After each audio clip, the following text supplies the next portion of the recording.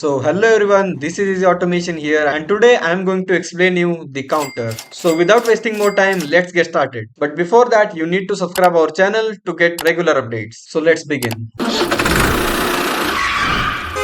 So to explain the counter, we need to go in our ancestors era where there were no computers or counters. So how they are counting the quantities? They were simply using their fingers. But whenever the count goes beyond the number of fingers, they are getting confused. So they got a brilliant idea of a jar and some stones. So whenever they want to count any quantity, they were simply putting one stone in the jar. So let's have an example of a carpenter who is making the bullock cart wheels. And the carpenter has the goal of creating 10 wheels a day. So whenever he creates a bullock cart wheel, he will simply put one stone in the jar and that's how he count the number of wheels he made. So whenever he create one new wheel, he will simply put one stone in the jar. So that is the simple idea of counting. And now let's go in the present era. So in today's era, there is this counter which can count any kind of quantity in the form of signals. So whenever you give a high signal, the counter will count 1 and whenever the signal goes low, the count will be stored in the accumulator. So now we will create a simple program to demonstrate the counter. So for that we need one rung here and in that I will just add one CTU which is up counter and I will add one YONO contact here. So this YONO contact will be our digital sensor which will give a high signal whenever the sensor detects a object. And now I am going to add one another rung here in which I am using one YONO contact and one reset coil which will reset our counter. So now I will give the addresses.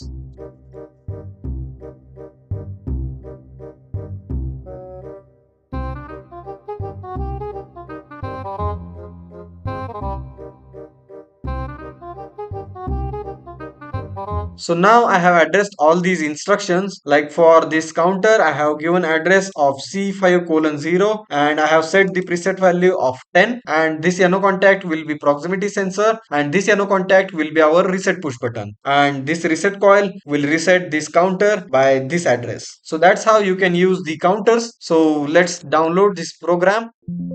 So now let's compare the jar of carpenter with our counter. So now let's suppose the carpenter has created one wheel and now he is going to put a stone in the jar and that stone will act as a high signal to our counter. So let's toggle this bit. So now our counter has counted 1 and our jar has 1 stone and now I will just make this signal low and our carpenter has created the second wheel and he is going to put one another stone in the jar. So our sensor will get another high signal and that's where our counter has counted 2 and now I am going to make this signal low and this is how the carpenter will create one another wheel and our counter will get another high signal and the signal will go low and carpenter will create one another wheel and the signal will go high again and that's how we can count the number of wheels in this counter and the jar as well. So every time the carpenter creates a new wheel, the sensor will go high and low just like the stone goes in the jar. So that's how he will create one another wheel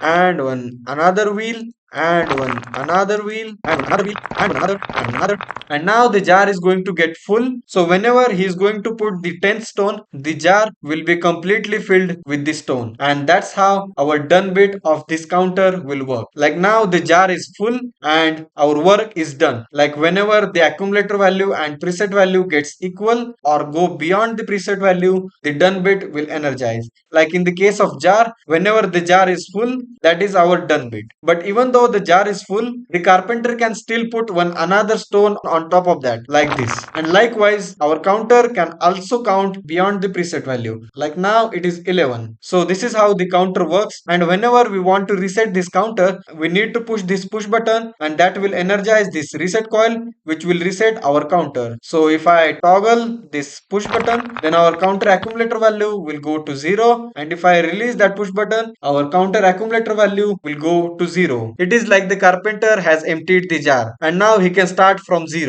Like whenever he creates new wheel, he will simply put one another stone and our counter will count 1. So that's how we can reset this counter by simply using a reset coil. So this is the simple explanation of counter. And if you learned something new, go hit that like button and comment down your thoughts and curiosities. And in next video, I'm going to explain you how you can use the up counter and down counter in Allen Bradley. So for that, you need to subscribe our channel. And with that being said, I will see you in the next video. Till then, keep exploring our previous videos. Bye.